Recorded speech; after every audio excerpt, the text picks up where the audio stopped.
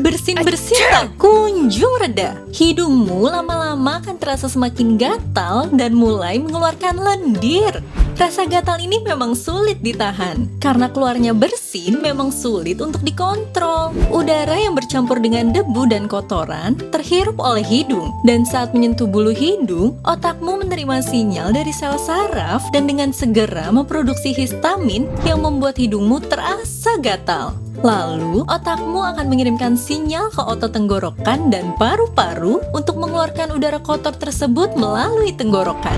Hal inilah yang disebut proses terjadinya bersin.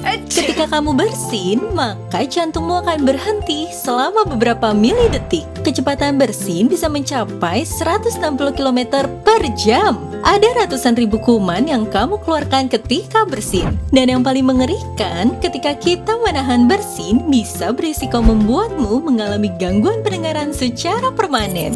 Bersin terlama tercatat pernah dialami oleh Donna Griffiths. Dia mulai bersin sejak 13 Januari 1981 dan melampaui rekor durasi sebelumnya, yaitu 194 hari pada 26 Juli 1981. Rekor terbarunya, ia mengalami bersin sampai jutaan kali dalam 365 hari dan mencapai hari bebas bersin pertamanya pada 16 September 1983. Deadline sudah di depan mata. Tanda bahwa kamu harus bergegas menyelesaikan sisa pekerjaanmu.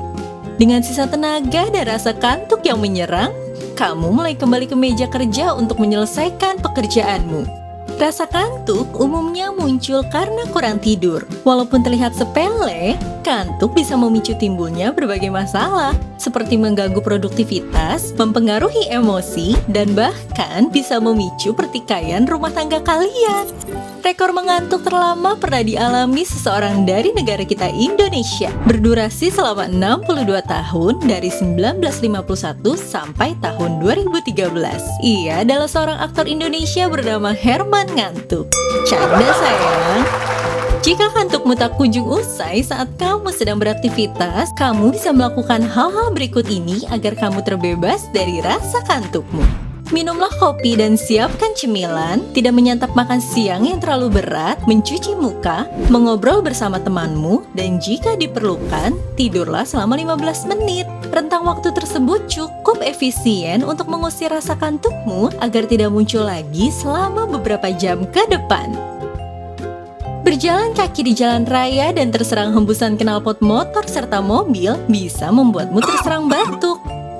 Batuk adalah respon alami dari tubuh untuk membersihkan saluran nafas dari gangguan iritasi ataupun partikel kotor.